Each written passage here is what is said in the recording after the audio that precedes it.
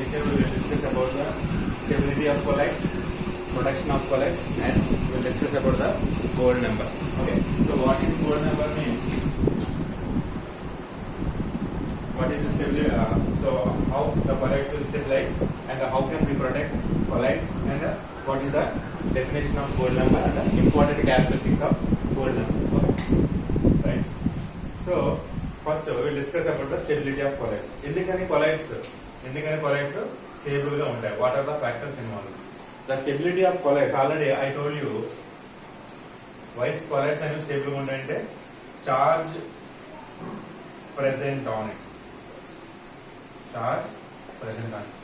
అంటే colloidal particles మీద colloidal particles అనుకోండి. అంటే ఒక సొల్యూషన్ తీసుకున్నాను, కొలాయిడల్ సొల్యూషన్ అనేది తీసుకున్నాను. కొలాయిడల్ సొల్యూషన్ ఏంటంటే సాలిడ్ పార్టికల్స్ అనేవి ఎలా ఉంటాయి? డిస్పర్స్డ్ ఫేజ్, ఇది dispersed medium. Suppose gold sol తీసుకున్నాం. ఎలా గోల్డ్ సాల్వ్ మనం ప్రిపేర్ చేస్తాం? డైరెక్ట్ గా గోల్డ్ బార్ తీసుకుని డైరెక్ట్ గా సొల్యూషన్ అయితే అది గోల్డ్ సాల్వ్ అంటామా? కొలాయిడల్ పార్టికల్స్ అంటామా? అవదు, అది సస్పెన్షన్ అవుతుంది. అంటే మరి గోల్డ్ కొలాయిడల్ సొల్యూషన్ ఎలా ప్రిపేర్ చేస్తాం అంటే చూడండి, కంటైనర్ తీసుకోండి, కంటైనర్లో వాటర్ తీసుకోండి, ఒక ఎలక్ట్రిక్ ఆర్క్ ని ఇన్సర్ట్ చేయండి. ఈ ఎలక్ట్రిక్ ఆర్క్ మధ్యలో ఎలక్ట్రాన్ డిప్ చేయండి. డిప్ చేసినప్పుడు ఏమవుతుందంటే వీటిని ఎలక్ట్రిసిటీతో కనెక్ట్ చేస్తారు కదా. ఏంటంటే సో ఈ గోల్డ్ రాడ్ అనేది వీటికి కనెక్ట్ అయ్యి ఉంటుంది. హై హీట్ అనేది ప్రొడ్యూస్ అవుతుంది. హై హీట్ ప్రొడ్యూస్ అవడం ఏంటి? డైరెక్ట్ గా గోల్డ్ అనేది వేపర్ స్టేట్ లో కన్వర్ట్ అయిపోతుంది. అంటే ఏమవుతుంది, ఇందులో గోల్డ్ సాలిడ్ స్టేట్ నుంచి డైరెక్ట్ గా వేపర్ స్టేట్ లో, అంటే వేపర్స్ కింద కన్వర్ట్ అయిపోతుంది. ఏ విధంగా అయితే మనకి ఐస్ అనేది వాటర్ వేపర్ కింద కన్వర్ట్ అవుతుందో అదే సాలిడ్ గోల్డ్ అనేది వేపర్స్ కింద కన్వర్ట్ అవుతుంది. ఆ వేపర్స్ ఏం చేస్తారంటే కండెన్స్ అంటే కూలింగ్ చేసేస్తారు. సో కూలింగ్ చేసినప్పుడు ఏంటంటే స్మాల్ పార్టికల్స్ అనేవి ప్రొడ్యూస్ అవుతాయి అనమాట. అర్థమైందా? Change of state, vapour state నుంచి సాలిడ్ స్టేట్ లో కన్వర్ట్ అవుతాయి. కానీ ఈ టైం ఎలా ఉంటుంది? పెద్ద గోల్డ్ బార్ తీసుకుని దాన్ని వేపరైజ్ చేస్తాం. వేపరైజ్ చేసిన తర్వాత ఈ వేపరైజ్ అయినా మళ్ళీ కూల్ చేసినప్పుడు ఏం చేస్తుందంటే పార్టికల్ సైజ్ అనేది కొలాయిడల్ పార్టికల్ రేంజ్ లోకి కన్వర్ట్ అవుతుంది. కొలాయిడల్ పార్టికల్ రేంజ్ అంటే ఎంత చెప్పండి మనం? 1 నానోమీటర్ నుంచి 1000 నానోమీటర్ రేంజ్ లోకి కన్వర్ట్ అవుతాయి. సో ఇప్పుడు ఈ సైజ్ ఉన్న గోల్డ్ పార్టికల్స్ అనేవి ఈ సొల్యూషన్ లో డిస్పర్స్ అవుతాయి. దీన్ని ఏమంటారు మనం? గోల్డ్ సాల్ అంటాం.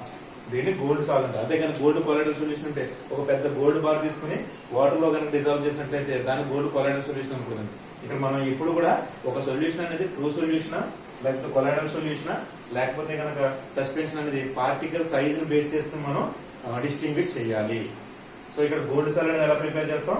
ఫస్ట్ సాలిడ్ గోల్డ్ తీసుకుని ఒక బార్ తీసుకుని దాన్ని ఎలక్ట్రిక్ ఆర్క్ మధ్య స్ట్రక్ చేసి హై టెంపరేచర్ ప్రొడ్యూస్ చేసినప్పుడు ఆ సాలిడ్ గోల్డ్ అనేది వేపర్ కింద కన్వర్ట్ అవుతుంది. ఆ గోల్డ్ వేపర్స్ ని సో స్లోగా మనం కండెన్స్ చేసినప్పుడు ఏమవుతుందంటే స్మాల్ పార్టికల్ గా అది అగైన్ వేపర్ స్టేట్ నుంచి సాలిడ్ స్టేట్ లోకి కన్వర్ట్ అవుతుంది. ఆ పార్టికల్స్ అన్ని ఈవెన్ గా ఈ సాల్ లో ఈ వాటర్ లో డిస్ట్రిబ్యూట్ అయితే డిస్పర్స్ అయితే అప్పుడు దాన్ని గోల్డ్ సాల్ అంటారు.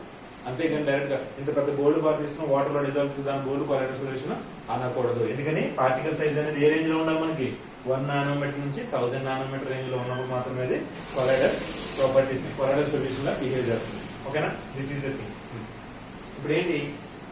స్టెబిలిటీ ఆఫ్ ద కొలాయిడ్స్ గురించి డిస్కస్ చేస్తాం మనం. స్టెబిలిటీ ఆఫ్ ద కొలాయిడ్స్ గురించి ఎందుకని కొలాయిడల్ సొల్యూషన్ కి స్టెబిలిటీ వస్తుందంటే చార్జ్ ప్రెసెంట్ ఆన్ ఇట్. అంటే ఏదైతే ఏం చెప్పాను నేను, కొలాయిడల్ సొల్యూషన్స్ అనేవి పాజిటివ్ కొలాయిడల్ సొల్యూషన్స్ ఉంటాయి, నెగిటివ్ కొలాయిడల్ సొల్యూషన్స్ ఉంటాయి.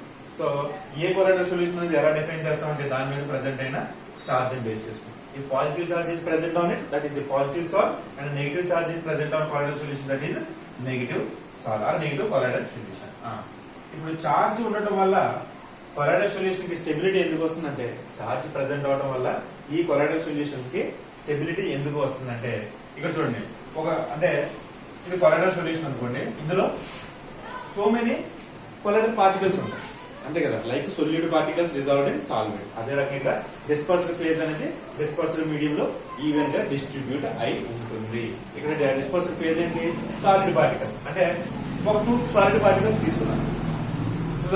తీసుకున్నప్పుడు దీని మీద సపోజ్ ఇది పాజిటివ్ సాల్ అనుకోండి. పాజిటివ్ సాల్ అంటే ఏంటి? దీని మీద పాజిటివ్ చార్జ్ అనేది అక్యుములేటెడ్. ఈ పార్టికల్ కూడా సేమ్ కదా, ఈ పార్టికల్ కూడా సేమ్.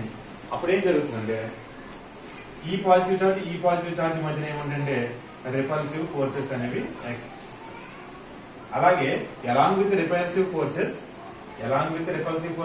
అట్రాక్టివ్ ఫోర్సెస్ కూడా ఉంటాయి. అవేంటివి మీకు ఆల్రెడీ తెలుసు, కెమికల్ బాండింగ్ లో చదువుకున్నారు, van der Waals forces of attraction. ఈ రెండు కూడా ఎరైజ్ అవుతాయి. కానీ ఏ ఫ్యాక్టర్ ఎక్కువ ఉంటే అప్పుడు అది దాని యొక్క స్టెబిలిటీని డిటర్మైన్ చేస్తుంది. ఇందులో ఈ 2 టైప్ ఆఫ్ పార్టికల్స్ అనేవి క్లోజ్ గా వచ్చినప్పుడు, అంటే నేను ఇక్కడ మీకు అర్థం అవడం కోసం రెఫరెన్స్ గా 2 పార్టికల్స్ తీసుకున్నాను. ఇక్కడ మెనీ పార్టికల్స్ మధ్య జరుగుతుంది, కానీ 2 పార్టికల్స్ తీసుకున్నాను, మీకు ఎక్స్ప్లెయిన్ చేస్తాను. ఇక్కడ ఏం జరుగుతుంది, 2 పార్టికల్స్ అనేవి ఈ రకంగా ఉన్నాయి, సేమ్ కైండ్ ఆఫ్ ఛార్జ్ కలిగి ఉండి వీటి మధ్యన ఏం జరుగుతుంది, దగ్గరకు వచ్చినప్పుడు when it comes close to each other, so వీటి మధ్యన రెపల్సివ్ ఫోర్సెస్ ఉంటాయి. ఏ టైప్ ఆఫ్ రెపల్సివ్ ఫోర్సెస్ అంటే ఎలక్ట్రోస్టాటిక్. ఎలక్ట్రిక్ ఛార్జే కదా పాజిటివ్ అనేది, ఎస్ నెగిటివ్ ఛార్జ్ అని కూడా ఎలక్ట్రిక్ ఛార్జ్. సో ఇక్కడ ఏ టైప్ ఆఫ్ రెపల్సివ్ ఫోర్సెస్ ఉంటాయి, ఎలక్ట్రోస్టాటిక్ రెపల్సివ్ ఫోర్సెస్ అనేవి ఈ రెండింటి మధ్యన అరైజ్ అవుతాయి. సో వీటితో పాటుగా in addition to that so van der Waal forces of attraction forces కూడా ఎగ్జిస్ట్ అవుతాయి. కానీ ఇక్కడ ఈ రెండింటిలో ఇన్ దీస్ 2 ఫ్యాక్టర్స్ లో ఏ ఫ్యాక్టర్ ప్రిడామినెంట్, ఏ ఫ్యాక్టర్ మేజర్ అయితే కనుక సో ఆ ఫ్యాక్టర్ అనేది ఈ కొలాయిడల్ సొల్యూషన్ యొక్క స్టెబిలిటీని డిటర్మైన్ చేస్తుంది. సపోజ్ కేస్ 1 చూడండి. కేస్ 1 రిపల్సివ్ ఫోర్సెస్ కనుక ఎక్కువ ఉంటాయి, ఈ అట్రాక్షన్ ఫోర్సెస్ కన్నా ఏమవుతుందంటే కొలాయిడల్ పార్టికల్స్ అనేవి మూవ్ అపార్ట్ ఈచ్ అదర్. ఓకేనా, ఇందులో రిపల్షన్స్ ఎక్కువ ఉన్నాయి అట్రాక్షన్ కన్నా. అంటే రిపల్సివ్ ఫోర్సెస్ వల్ల ఈ కొలాయిడల్ పార్టికల్స్ అనేవి దగ్గరగా జరగవు. ఎప్పుడైతే దగ్గరగా ఎక్కువ సెడిమెంట్ ఫామ్ అవుతుందా, ప్రెసిపిటేట్ ఫామ్ అవుతుంది. Therefore, if there is no precipitation, hence it gives stability to the colloids. Case 1 ఏంటి, repulsive forces, RF forces are greater than van der Waals attractive forces. In this case లో no precipitation or no coagulation or no flocculation. Terminologies ఏమంటే synonyms. Case 2 లో ఏమవుతుంది, attraction అంటే van der Waal forces of attraction అనేది ఎక్కువ ఉండాలి. Van der Waal forces of attractions అనేవి అంటే అట్రాక్షన్ ఫోర్సెస్ ఆర్ ఎక్కువ గ్రేటర్ దాన్ రిపల్సివ్ ఫోర్సెస్. అప్పుడు ఆ కేసులో ఏమవుతుంది, ఈ ఫ్యాక్టర్ అనేది ప్రెడామినెంట్ గా ఉంటుంది. అంటే ఈ రెండింటి మధ్యన ఈ రిపల్సివ్ ఫోర్సెస్ అనేవి ఈ రెండు క్లోజ్ గా దగ్గరగా అక్యుములేట్ అవడానికి లేదా ఆగ్లోమెరేట్ అవ్వకుండా రక్షించాలి. అప్పుడు దేర్ఫోర్ ఏమవుతుంది, ఈ రెండు కూడా ఇలా అట్రాక్ట్ అవుతాయి. అలా like that all colloidal particles కూడా ఇలా కంబైన్ అయ్యి పార్టికల్ సైజ్ ఏమవుతుందండి, గ్రేటర్ దాన్ 1000 నానోమీటర్ అయిపోతుంది. అంటే పార్టికల్ రేంజ్ ఎప్పుడైతే దాటిందో సో ఇదంతా సెడిమెంట్ కింద, ఇదంతా కూడా సెడిమెంట్ అంటే గ్రావిటీ వల్ల సెడిమెంట్ కింద ఇదంతా కూడా సెటిల్ అయిపోతుంది. అంటే ఇప్పుడు సస్పెన్షన్ కింద అవుతుంది. దీన్నే కోయాగులేషన్ అని చెప్పాను కదా. The state or the process of converting A colloidal state or colloidal solution into A suspension. So that process is called as a coagulation. Different coagulation methods also we saw already. Okay, right. So this is about the first factor which gives the stability to the colloids. What is that? Charge present on. Charge. కానీ ఈ colloidal particles అసలు charge ఎలా వచ్చింది, అసలు charge ఏ విధంగా వస్తుందంటే so till today it's just ambiguity in that one. అంటే charge ఏ విధంగా వస్తుంది అనేది ఇంకా ఒక సర్టెన్ థియరీ అనేది ఏమి ఇంకా డెవలప్ కాలేదండి. ఇంకా still research is going on that one. How colloidal particles get acquired charge, how the particles are acquiring charge అనేది. కానీ కొన్ని అప్రిషియబుల్ మెథడ్స్ అనేవి ఉన్నాయి. అంటే కొన్ని స్టెబిలిటీని అంటే ఈ చార్జ్ ఎలా వచ్చిందో చెప్పడానికి కొన్ని క్లోజ్ గా కొన్ని థియరీస్ అయితే ఉన్నాయి. వాటిని ఎక్స్ప్లెయిన్ చేస్తాను. ఒక ఎగ్జాంపుల్ చెప్తాను ఏ విధంగా వస్తుంది అసలు ఈ కొలాయిడల్ పార్టికల్స్ అనేది చార్జ్ ఏ విధంగా వస్తుంది అనేది ఒక ఎగ్జాంపుల్ మీకు చెప్తాను.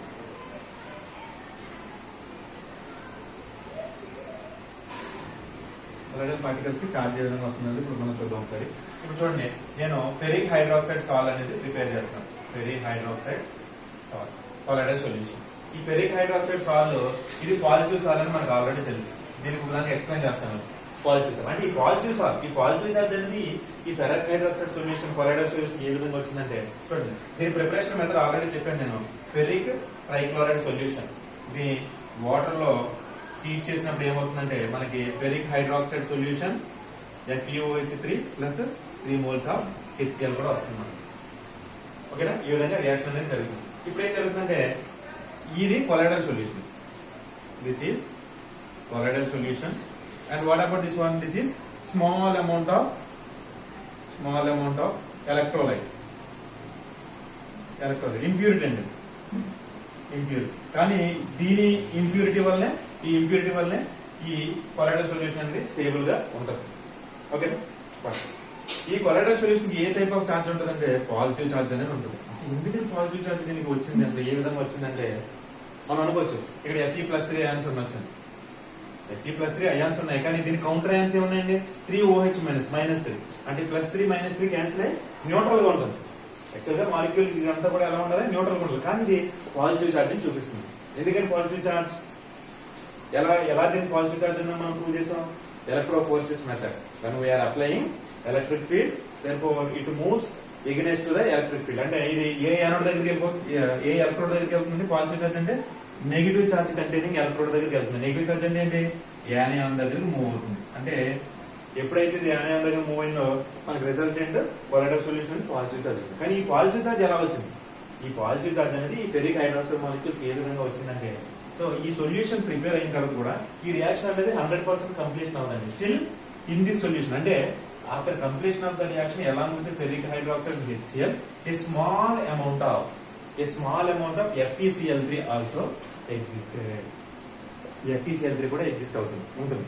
కానీ FeCl3 ఎలక్ట్రోలైట్ కదండి, సాల్ట్ కదా. ఇది మెటల్ నాన్ మెటల్ కలిస్తే సాల్ట్ కదా ఫామ్ అయింది. సాల్ట్ అంటే ఏంటి, యానియాన్ అన్న క్యాటియాన్ అంటే ఇది ఇమీడియట్ గా ఎలా స్ప్లిట్ అవుతుందంటే Fe+3 అండ్ 3Cl- ఉంటుంది. ఈ Fe3+ అయాన్స్ ఏవైతే ఉన్నాయో ఇవన్నీ కూడా ఈ కొలాయిడల్ పార్టికల్ చుట్టూ అక్యుములేట్ అయి ఉంటాయి. ఈ Fe3+ అయాన్స్ అనేవి కూడా ఏమవుతాయి, ఈ డిసోసియేట్ అయిన Fe+3 అయాన్స్ అనేవన్నీ కూడా ఇలా అక్యుములేట్ అవడం వల్ల ఈ పార్టికల్ కి పాజిటివ్ చార్జ్ అనేది వస్తుంది. ఇదే విధంగా మిగతా కొలాయిడల్ సొల్యూషన్ కూడా మనం ఎక్స్ప్లెయిన్ చేయొచ్చు. Okay, this is how the charge is arises on colloidal solution. Okay, so what is the first factor to give stability to the colloidals అంటే charge present on it. Okay, next temperature. Temperature కూడా one of the factors. కానీ అన్ని colloidal solutions కి temperature అనేది depend అవుతుంది stability. కానీ ఇది ఎలా ఉంటుందంటే ఒక్కో కేసులో ఒక్కో రకంగా ఉంటుంది. కొన్ని కేసులు ఏమవుతుందంటే టెంపరేచర్ ఇంక్రీజ్ చేస్తే కొలాయిడల్ సొల్యూషన్ యొక్క స్టెబిలిటీ అనేది ఇంక్రీజ్ అవుతుంది. అప్ టు సర్టెన్ లెవెల్ వరకు మాత్రం. అలా టెంపరేచర్ ఇంక్రీజ్ చేసుకుంటూ పోతే సో టోటల్ డిస్పర్షన్ ఫేజ్ అనేది ఎవాపరేట్ అయిపోతుంది. అప్పుడు కొలాయిడల్ సొల్యూషన్ ఉండదు. అర్థమైందండి, డిస్పర్షన్ ఫేజ్ కానీ డిస్పర్షన్ మీడియం కానీ ఎవాపరేట్ అయిపోతుంది. కానీ ఎందుకని టెంపరేచర్ ఇంక్రీజ్ చేస్తే కొలాయిడల్ సొల్యూషన్ యొక్క స్టెబిలిటీ ఇంక్రీజ్ అవుతుందంటే, చూడండి, టెంపరేచర్ అనేది ఏంటండి directly proportional to kinetic energy. Kinetic energy ఏంటండి, మాలిక్యూల్స్ కి కైనెటిక్ ఎనర్జీ ఇస్తుంది. అంటే మూవ్మెంట్ అనేది ఇంక్రీజ్ అవుతుంది. ఎప్పుడైతే మాలిక్యూల్స్ అనేవి గ్రేటర్ గా మూవ్ అవుతున్నాయో ఇవి మాలిక్యూల్స్ అనేవి ఇక్కడ ఏమవుతుందంటే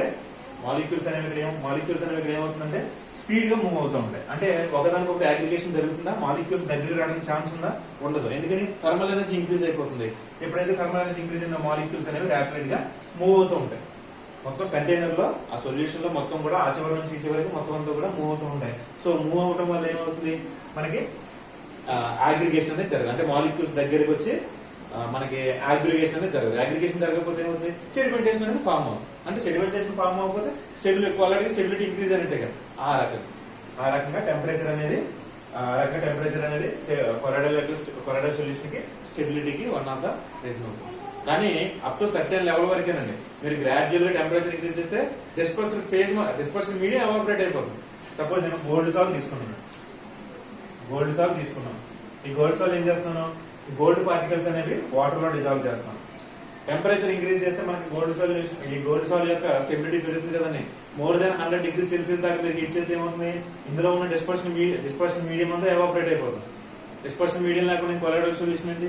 సో ఆ విధంగా టెంపరేచర్ ఇంక్రీజ్ చేస్తే కొలాయిడల్ సొల్యూషన్ స్టెబిలిటీ ఇంక్రీజ్ అవుతుంది up to certain level, up to certain temperature వరకు మాత్రం. Okay, this is the second factor for the stability of colloidal. Next pH of the solution. మనం ఏ pH దగ్గర ఈ colloidal solution prepare చేస్తున్నాం అనే దాని మీద కూడా ఈ కొలాయిడల్ సొల్యూషన్ స్టెబిలిటీ అనేది డిపెండ్ అవుతుంది. ఓకే, ఫస్ట్ ఏంటి, size of the colloidal particles. Next fourth one size of the colloidal particles. ఈ 4 ఫ్యాక్టర్స్ స్టెబిలిటీ ఎక్స్ప్లెయిన్ చేస్తాయి కొలాయిడల్ సొల్యూషన్ యొక్క స్టెబిలిటీ. ఎందుకని గ్రేటర్ సైజ్ ఉంటే స్టేబుల్ గా ఉంటుందా, లెసర్ సైజ్ ఉంటే స్టేబుల్ గా ఉంటుందంటే స్మాలర్ సైజ్ ఉంటే స్టేబుల్ గా ఉంటుంది. స్మాలర్ సైజ్ ఉంటే స్టేబుల్ గా ఉంటుంది. అదే బిగ్ సైజ్ ఉందనుకోండి సర్ఫేస్ ఏరియా ఎక్కువ ఉంటుంది. బిగ్ సైజ్ ఉంటే కొలాయిడల్ పార్టికల్స్ సర్ఫేస్ ఏరియా ఎక్కువ ఉండడం వల్ల van der Waals forces of attractions అనేది ఎక్కువ ఉంటుంది. అప్పుడు ఏమవుతుంది, అక్యుములేషన్ జరగడానికి ఛాన్సెస్ ఎక్కువ ఉంటుంది. అదే స్మాల్ ఉందనుకోండి సర్ఫేస్ ఏరియా తక్కువ కాబట్టి van der Waals forces of attraction అనేది తక్కువగా ఉంటుంది.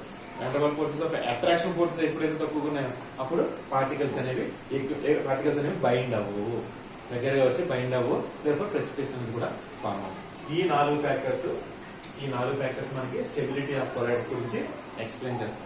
ఓకే, నెక్స్ట్ ఇందులో ఈ పాయింట్ లో నేను కొంచెం బియాండ్ యువర్ సిలబస్ అనేది నేను ఎక్స్ప్లెయిన్ చేయాలి. ఇక్కడ electric double layer and zeta potential గురించి చెప్పాలి. దీని గురించి ఒక 10 minutes మాట్లాడాలి. Okay, so these are the 4 factors to explain about the stability of colloids. Okay,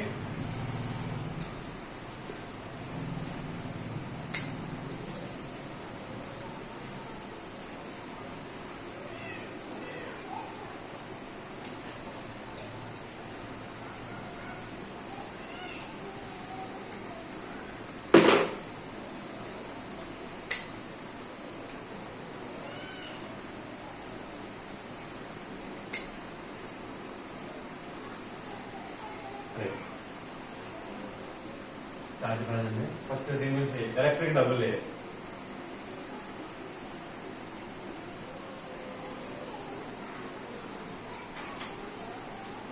electrical double layer and ఇందులో నేను జీటా పొటెన్షియల్ గురించి కూడా మాట్లాడాను. జీటా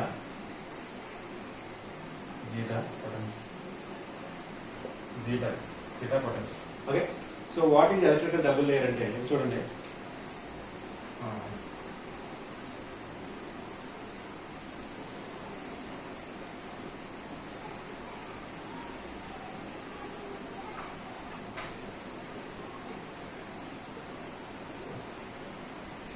దీంట్లోకి ఒక సాలిడ్ పార్టికల్ ఇంట్రడ్యూస్ చేశాను. ఎప్పుడైతే ఈ సాలిడ్ పార్టికల్ అనేది ఈ వాటర్ లోకి ఎంటర్ అయిందో, because of the high dielectric constant of water, so the water forces to acquire negative charge. ఈ సాలిడ్ పార్టికల్ కి ఏమొస్తుందండి, నెగిటివ్. ఇక్కడ రాస్తాను మీకు క్లియర్ గా అర్థమవుతుంది. ఈ పార్టికల్ అనేది ఇప్పుడు ఎక్కడ ఉంది, వాటర్ లో ఉంది. అస్యూమ్ చేసుకోండి. దీన్ని నేను ఇక్కడ రాస్తాను. సో ఎప్పుడైతే ఈ సాలిడ్ పార్టికల్ అనేది ఈ వాటర్ లోకి ఎంటర్ అయిందో అంటే there is a on this surface, అంటే ఫేజ్ ఉంది కదండి కరెక్ట్ గా, ఈ సాలిడ్ ఫేజ్ కి లిక్విడ్ ఫేజ్ కి మధ్యలో, because of the high dielectric constant of water, so this molecule forcing to acquire negative charge. అంటే దీనికి ఏ చార్జ్ ఉంటుందండి, దీనికి నెగిటివ్ చార్జ్ అనేది ఎక్వైర్ అవుతుంది. మోస్ట్ ఆఫ్ ద సాలిడ్స్ అంటే ఏ వేటికి ఈ కాంపౌండ్ కి నెగిటివ్ చార్జ్ వస్తుంది. ఎందుకని నెగిటివ్ చార్జ్ ఎక్కువ జరుగుతుందంటే because of the high dielectric constant of water, ఈ వాటర్ వల్ల. అలా కాకుండా ఈ సాలిడ్ పార్టికల్ కి ఎక్కువ డైఎలక్ట్రిక్ కాన్స్టెంట్ ఉండి డిస్పర్షన్ మీడియం కి తక్కువ ఉంటే అప్పుడు దీనికి పాజిటివ్ వస్తుంది, ఈ డిస్పర్షన్ మీడియం కి నెగిటివ్ వస్తుంది. ఓకేనా, అంటే డైఎలక్ట్రిక్ కాన్స్టెంట్ దేనికి ఎక్కువ ఉన్నట్లయితే దానికి మనకి వస్తుంది పాజిటివ్ చార్జ్, డైఎలక్ట్రిక్ కాన్స్టెంట్ దేనికి తక్కువ ఉంటే దానికి నెగిటివ్ చార్జ్. ఇక్కడ ఇది డిస్పర్షన్ మీడియం ఏంటండి, వాటర్ తీసుకున్నాం. ఇక్కడ ఎనీ సాలిడ్ తీసుకున్నాం. ఈ రెండింటిలో మనకు తెలుసు water have high dielectric constant, therefore always water have positive charge. Water molecules తోనే పాజిటివ్ చార్జ్ ఉంటుంది. ఈ సాలిడ్ కి ఏముంటుంది, నెగిటివ్ చార్జ్ ఉంటుంది. సాలిడ్స్ కి నెగిటివ్ చార్జ్ ఉంటుంది. ఓకే, నెక్స్ట్ ఈ వాటర్ కి ఏం చేస్తాం అంటే ఇందులో ఎలక్ట్రోలైట్ మనం ఏదో యాడ్ చేస్తాం. Electrolyte any electrolyte if you are adding, electrolyte అంటే ఏంటి, positive negative and positive negative charges. ఎప్పుడైతే ఈ సాలిడ్ పార్టికల్ అనేది వాటర్ లో ఎంటర్ అవగానే ఇక్కడ ఏం జరుగుతుంది, ఈ సాల్వెంట్ పూల్ లో పాజిటివ్ చార్జెస్ ఉంటాయి కదండి, బికాస్ ఆఫ్ ఎలక్ట్రోలైట్ వల్ల. నెగిటివ్ చార్జెస్ కూడా ఉంటాయి.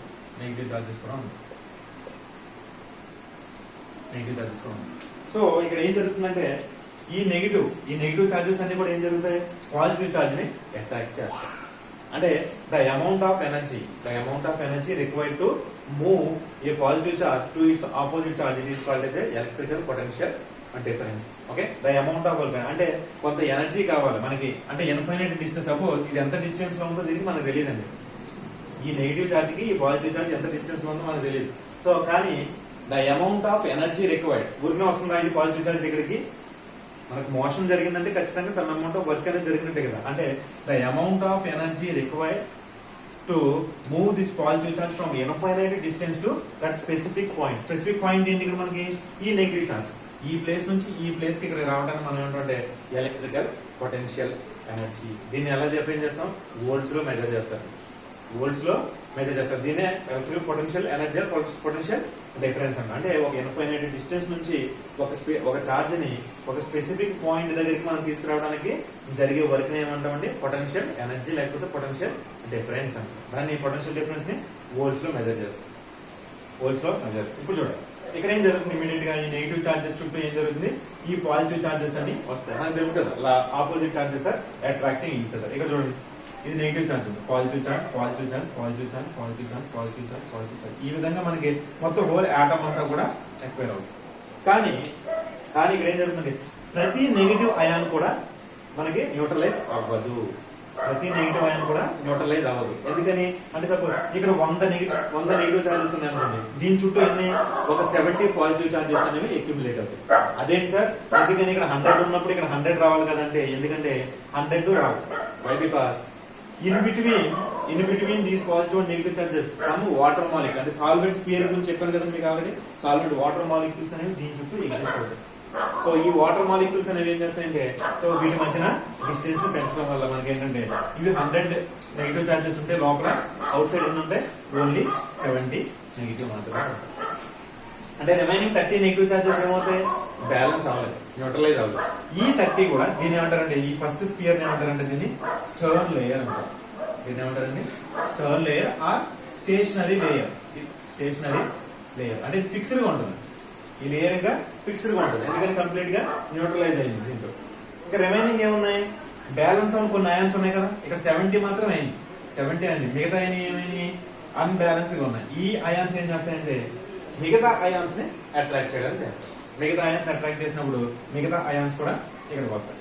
మిగతా ions next second layer, double layer, మిగతా అయాన్స్ కూడా ఇక్కడికి వస్తాయి. కానీ ఇది ఆర్డర్ గా ఉండదండి. ఈ లేయర్ అనేది ఆర్డర్ గా ఉండదు. ఎందుకని, compare to the first layer, second layer అనేది ఈ నెగిటివ్ చార్జ్ కి పాజిటివ్ చార్జ్ కి ఫోర్సెస్ ఆఫ్ అట్రాక్షన్ అనేది చాలా తక్కువ ఉంటుంది. అట్రాక్షన్ తక్కువ ఉందనుకో వీటిని అట్రాక్ట్ చేయలేదు కదా.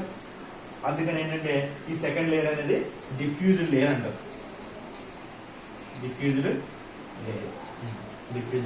ఈ సెకండ్ లేయర్ ఏదైతే ఉందో, ఈ డిఫ్యూజ్డ్ లేయర్ ఏదైతే ఉందో, ఈ లేయర్ కి ఎలక్ట్రిక్ డబుల్ లేయర్ అంటారు. సెకండ్ లేయర్ కదా, ఫస్ట్ లేయర్ ఇది, second layer double layer. So ఈ ఎలక్ట్రిక్ ఈ బౌండరీ దగ్గర ఈ చార్జెస్ కి మధ్యన ఈ చార్జెస్ కి లేదా ఈ చార్జెస్ కి మధ్యన సమ్ పొటెన్షియల్ డిఫరెన్స్ అనేది డెవలప్ అవుతుంది. ఆ పొటెన్షియల్ డిఫరెన్స్ ని మనం ఏమంటామంటే జీటా పొటెన్షియల్ అంటాం. Zeta potential. So to explain about the stability of the colloidal solution by basing on this zeta potential. Double layer అంటే తెలిసింది కదండి, ఎందుకని ఎలక్ట్రిక్ డబుల్ లేయర్ ఫామ్ అవుతుందో. ఈ విధంగా ఎలక్ట్రిక్ డబుల్ లేయర్ అనేది ఫామ్ అవుతుంది. సో ఎలక్ట్రిక్ ఫామ్ అయిన తర్వాత ఇక్కడ ఈ boundary this boundary of the double layer మనకి ఏంటంటే సమ్ పొటెన్షియల్ డిఫరెన్స్ అనేది డెవలప్ అవుతుంది. దాన్ని మనం ఏంటంటే zeta potential. This zeta potential is the responsible for the stability of the colloid. Stability of the, మీకు ఒక రేంజ్ ఇస్తాను, అంటే జీటా పొటెన్షియల్ ఏ రేంజ్ లో ఉంటే ఆ కొలాయిడల్ సొల్యూషన్ అనేది స్టేబుల్ గా ఉంటుంది, ఏ రేంజ్ లో ఉంటే కొలాయిడల్ సొల్యూషన్ అనేది అన్స్టేబుల్ గా ఉంటుందని మీకు ఒక రేంజ్ ఆఫ్ వాల్యూస్ అనేది ఇస్తాను. The best range of this zeta potential values is -10 units to -20 units. అంటే ఈ రేంజ్ లో ఉన్నప్పుడు -10 టు -20 ఉన్నప్పుడు సో కోయాగులేషన్ అనేది ఆల్మోస్ట్ ఇంపాసిబుల్. ఎందుకని ఈ చార్జ్ ఇక్కడ ఉన్న ఈ చార్జెస్ అనేవి మనకి ఇంకొక సేమ్ అనదర్ పార్టికల్ కూడా వచ్చినప్పుడు వారంటి మధ్యన రెపల్సివ్ ఫోర్సెస్ ని పెంచుతుంది ఈ జీటా పొటెన్షియల్. అంటే what is the best value to get the stability of the colloids అంటే -10 to -20 zeta potential. What is the poor value అంటే -0 టు అండ్ -3. ఈ రేంజ్ ఉంటే కనుక జీటా పొటెన్షియల్ వాల్యూ ఈ రేంజ్ ఉంటే కనుక అది కొలాయిడల్ అనేది ఈజీగా కోయాగులేట్ అయిపోతుంది. Unstable, this is unstable. Colloidal solution ఏమొస్తుంది, అన్స్టేబిలిటీ.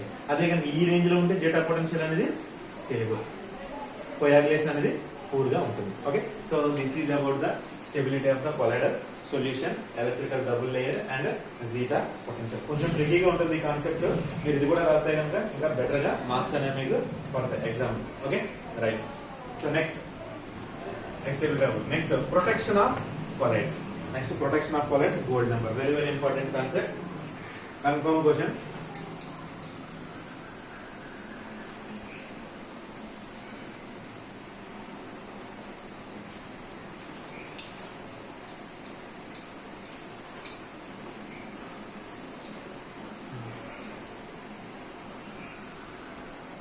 జనరల్ గా చూడండి, lyophobic colloids, lyophilic colloids are more stable than the lyophilic colloids are more stable than the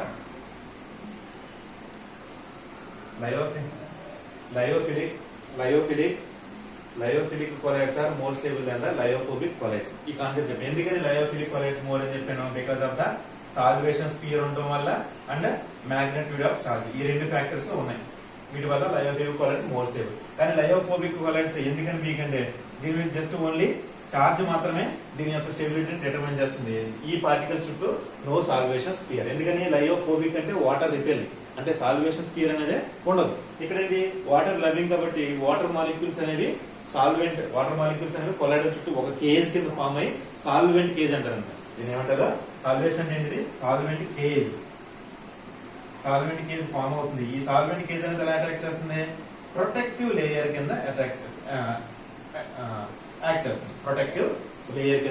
act చేస్తుంది. ఓకేనా? సో ఇప్పుడు చూడండి, అంటే లయోఫోబిక్ కొలైడ్స్ దీని రెండింటి వల్ల, లయోఫోబిక్ కొలైడ్స్ ఓన్లీ చార్జ్ వల్ల. ఇక్కడ ఏం జరుగుతుందంటే ఇక్కడ చూడండి, ఈ లయోఫోబిక్ కొలైడ్ ఏదైనా తీసుకుని మీరు lyophobic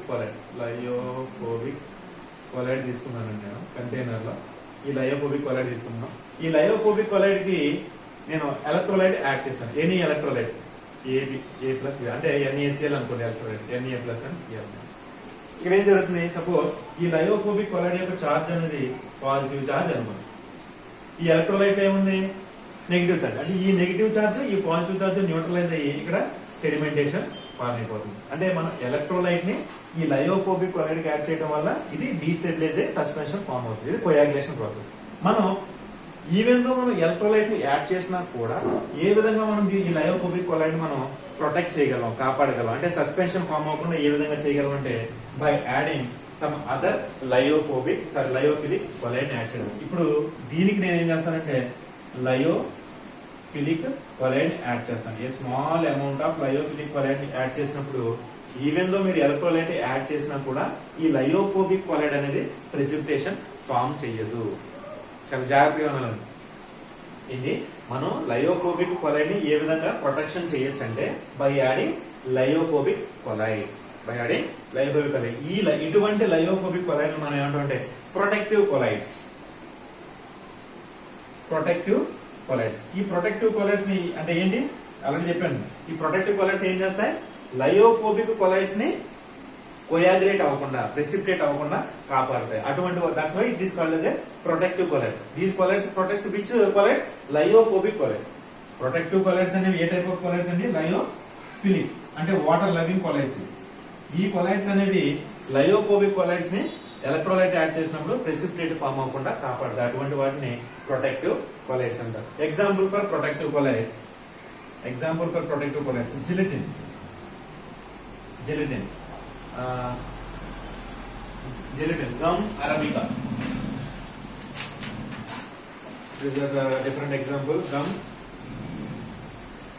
acacia. Next, ragacan. These are the different examples for the protective. Colloids. Okay. Next. So what is protective colloid? మనం లయోఫోబిక్ కొలైడ్ ని ఎలక్ట్రోలైట్ యాడ్ చేసినప్పుడు ఇది సెడిమెంట్ కింద ఫామ్ అవుతుంది. సో ఈ లయోఫోబిక్ కొలైడ్ ని ఈవెన్ తో మనం ఎలక్ట్రోలైట్ యాడ్ చేసినప్పుడు ఇది అన్స్టేబుల్ ఐ సస్పెన్షన్ ఫామ్ చేయకుండా దీన్ని ప్రొటెక్ట్ చేసుకోవడం కోసం మనం లయోఫిలిక్ కొలైడ్ యాడ్ చేస్తాం. లయోఫోబిక్ ని కాపాడడానికి లయోఫిలిక్ ని యాడ్ చేస్తాము. సో ఇటువంటి లయోఫిలిక్ కొలైడ్స్ మనం ఏమంటామంటే protective colloids. Okay. So to explain the protective nature of this colloid, G. Sigmondi, a scientist, gave a quantitative treatment. So that terminology it is to explain the stability of these protective colloids, that is gold number. To explain the stability of the or protective nature of the lyophilic colloids, there is a terminology it is there, that is gold number. What is gold number అనేది ఇప్పుడు చూద్దాం.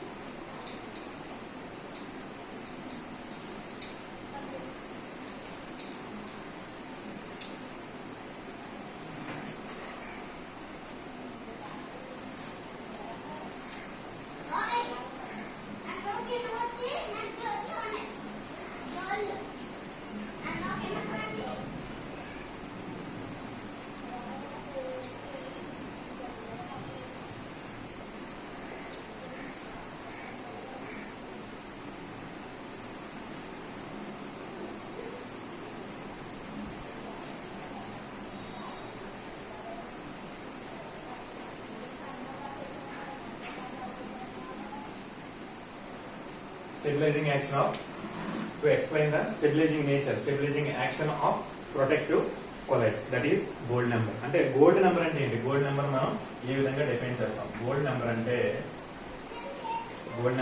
ఎలా define చేస్తాం చూడండి. First concept చూద్దాం. ఒక container తీసుకున్నానండి. ఈ కంటైనర్ లో ఏం తీసుకున్నానంటే ఈ కంటైనర్ లో 10 ml ఆఫ్ గోల్డ్ సొల్యూషన్ తీసుకున్నాను. 10 ml గొడవ చేయకండి రా. ఈ కంటైనర్ తీసుకున్నాను. కంటైనర్ లో 10 ml ఆఫ్ గోల్డ్ సొల్యూషన్ తీసుకున్నాను. కంటైనర్ లో ఏముందండి? 10 ml ఆఫ్ గోల్డ్ సొల్యూషన్ తీసుకున్నాను. ఈ 10 ml ఆఫ్ గోల్డ్ సొల్యూషన్ ఇది హైడ్రోఫోబిక్ హైడ్రోఫిలిక్ హైడ్రోఫోబిక్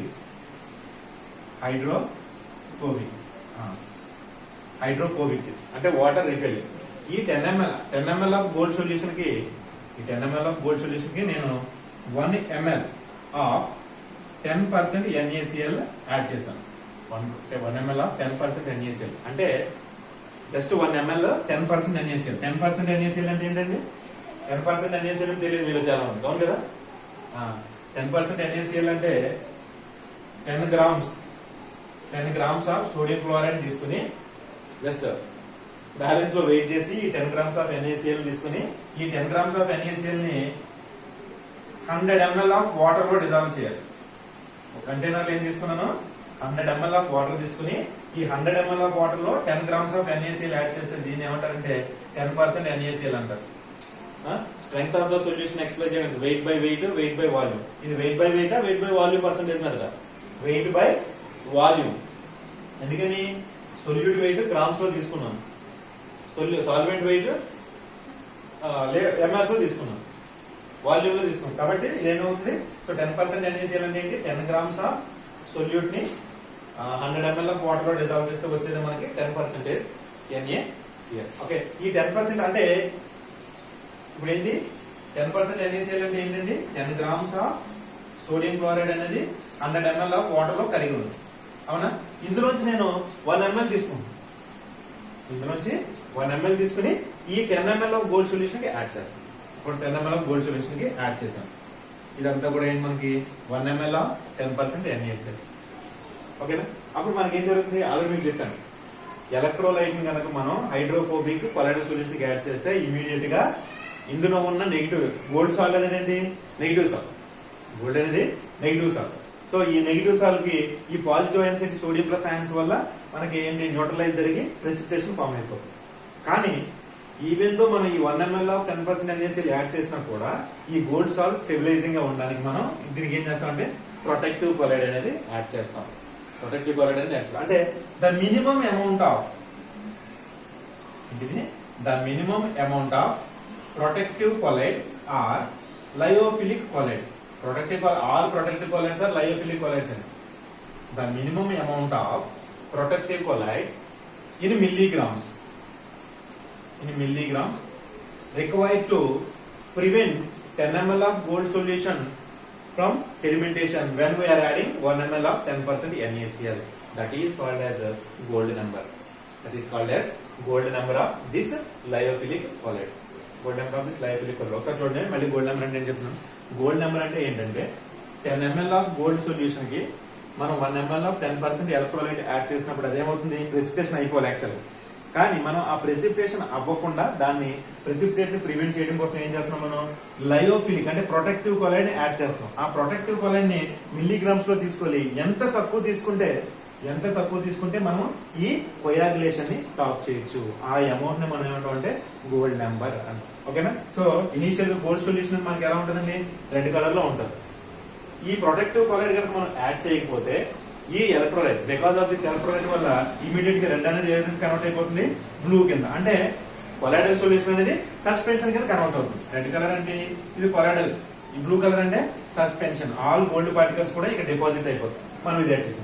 అంటే ఇది జరగకుండా అంటే కొయాగులేషన్ ఆర్ ప్రెసిపిటేషన్ జరగకుండా సో మనం ఏం చేస్తాం, లయోఫిలిక్ కొలైడ్ ని యాడ్ చేస్తాం. ఎంత వెయిట్, మిల్లీగ్రామ్స్ లో యాడ్ చేయాలి. సో మినిమం అమౌంట్ అంటే ఎంత తక్కువ అమౌంట్ యాడ్ చేస్తే మనం ఈ గోల్డ్ సొల్యూషన్ యొక్క కొయాగులేషన్ మనం ప్రివెంట్ చేయగలుగుతాము. దాన్ని ఈ లయోఫిలిక్ కొలైడ్ యొక్క గోల్డ్ నెంబర్ అంటాము. Clear. So this is about protection of colloids and gold number. To explain the strength of the lyophilic colloids, so we can call it as a gold number. Gold number ఎంత తక్కువ ఉంటే దాని యొక్క protective nature ఎక్కువ ఉంటుంది. అంటే gold number protective nature ఎలా ఉంటుంది, ఆల్వేస్ ఇన్వర్స్ రిలేషన్ లో ఉంటుంది.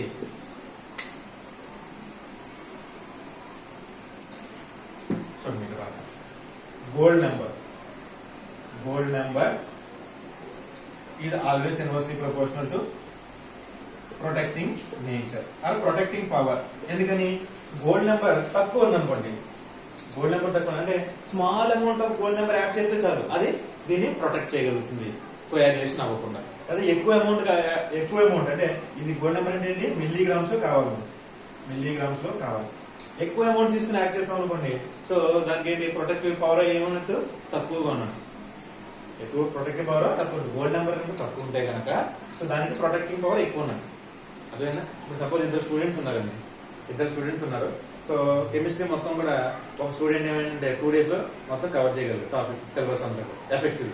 అలాగే ఇంకో స్టూడెంట్ ఉన్నాడు, 1 week తీసుకున్నాడు.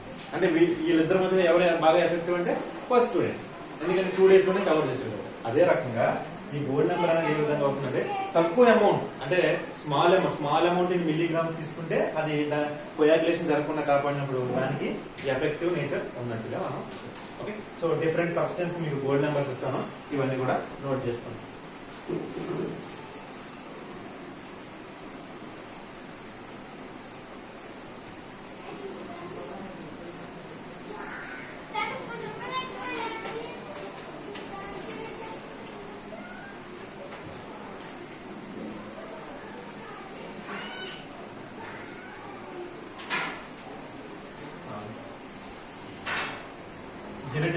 జిలటిన్ కి గోల్డ్ నెంబర్ ఎంతంటే 0.01.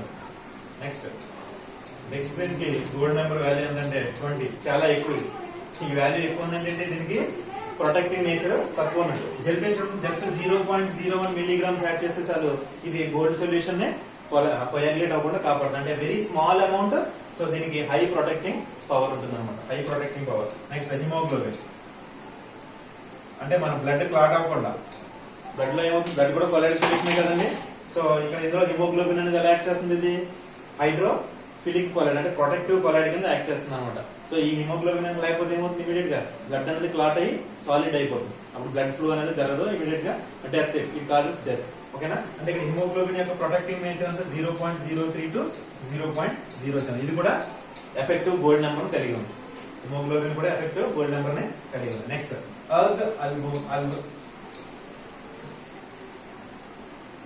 ఎగ్ అల్బుమిన్ ఇదంటే 2.5. అంటే ఎగ్ లోపల అది ఉంటుంది కదా, jelly type of substance. So అది సాలిడ్ కింద అవ్వకుండా కూడా మనకి ఏంటంటే సో దీని యొక్క గోల్డ్ నెంబర్ ఈ ఎగ్ అల్బుమిన్ అనేది ప్రొటెక్టివ్ కొలైడ్ కింద యాక్ట్ చేస్తుంది. దాని యొక్క గోల్డ్ నెంబర్ ఎంత 2.5. నెక్స్ట్ గమ్ అరబిక్, ఇవన్నీ రాయాలండి ఎగ్జామ్ లో. గమ్ అరబిక్ అనేది 0.5. సో ఇవన్నీ కూడా దేనికి, గోల్డ్ సాల్వ్ తీసుకున్నప్పుడు గోల్డ్ సాల్ లో మనం 1 ml ఆఫ్ 10% NaCl యాడ్ చేసినప్పుడు అది ఇమీడియట్ గా ప్రెసిపిటేట్ అవుతుంది. సో ఆ ప్రెసిపిటేషన్ మనం ప్రివెంట్ చేయడానికి ఈ డిఫరెంట్ ఇవన్నీ కూడా ప్రొటెక్టివ్ కొలైడ్స్. ప్రొటెక్టివ్ కొలైడ్స్ అనేవి ఏ టైప్ ఆఫ్ కొలైడ్స్ అండి? Hydrophilic colloids. ఇప్పుడు చూడండి. సో జెలిటిన్ ఈ గోల్డ్ సాల్ ని కోయాగులేట్ అవ్వకుండా, అంటే ఇప్పుడు 1 ml of 10% NaCl యాడ్ చేసినప్పుడు ఈ గోల్డ్ సాల్ అనేది కోయాగులేట్ అవ్వకుండా ఉండడం కోసం మనం ఈ జెలిటిన్ ని జస్ట్ 0.01 మిల్లీగ్రామ్స్ యాడ్ చేస్తే చాలు. సపోజ్ నా దగ్గర జెలిటిన్ లేదు, డెక్స్ట్రిన్ తో చేయాలనుకున్నాను, అప్పుడు నాకు 20 mg కావాలి, 20 మిల్లీగ్రామ్స్ కాదు. అది హిమోగ్లోబిన్ అయితే 0.03 నుంచి 0.07 mg సార్. ఎగ్గాల్బుమిన్ అంటే 2.5 mg కావాలి. గమ్మార్బిక్ అనేది 0. ఈ అన్నింటిలో కూడా దేనికి గోల్డ్ నెంబర్ ఎక్కువ ఉందండి? దేనికి గోల్డ్ నెంబర్ ఎక్కువ ఉంది? దీనికి గోల్డ్ నెంబర్ ఎక్కువ ఉంది. సో గోల్డ్ నెంబర్ ఎక్కువ ఉంటే దాని ప్రొటెక్టివ్ నేచర్ తక్కువ ఉన్నట్టు, అంటే ఇది వెరీ పూర్ ప్రొటెక్టింగ్ నేచర్. ఈ డెక్స్ట్రిన్ అనేది వెరీ పూర్ ప్రొటెక్టింగ్ నేచర్ కలిగి ఉంది. అలాగా ఈ మిగతా అన్నింటిలో దేనికి గోల్డ్ నెంబర్ బాగా ఎక్కువ ఉంది? Gelatin. It acts as gold number తక్కువ, it acts as high effective power, high protecting power. Okay, ఈ విధంగా మనం సో ప్రొటెక్షన్ ఆఫ్ కొలైడ్స్ గురించి చెప్తాం. సో ఈ క్లాస్ తో మనకి కొలైడ్స్ కాన్సెప్ట్ అనేది కంప్లీషన్ అయిపోయింది. నెక్స్ట్ క్లాస్ లో అడ్జార్ప్షన్ గురించి చెప్పుకున్నాం. ఫిజికల్ అడ్జార్ప్షన్ అంటే ఏంటి, కెమికల్ అడ్జార్ప్షన్ అంటే ఏంటి, and applications of adsorption, and one of the important concept long Mir adsorption isothermal గురించి కూడా మనం చెప్పుకున్నట్లయితే మనకి ఈ యూనిట్ అనేది కంప్లీట్ అవుతుంది. మనం ఏదైతే బాగా చెప్పుకున్నాం very very important. So beyond your syllabus అనేది నేను వెళ్ళి ప్రతి దాని గురించి ఎక్స్ప్లెయిన్ చేస్తాను. మీరు కూడా వర్క్ చేసి ఇంకా ఏమైనా అప్లికేషన్స్ ఉంటే, ఇంకా ఏమైనా థింగ్స్ ఉంటే కనుక మీరు సో రన్నింగ్ నోట్స్ లో మెన్షన్ చేసి నాకు కాలేజ్ రీఓపెన్ తర్వాత నాకు ఇవి సబ్మిట్ చేయాలి. Right? So this is about today's class. By.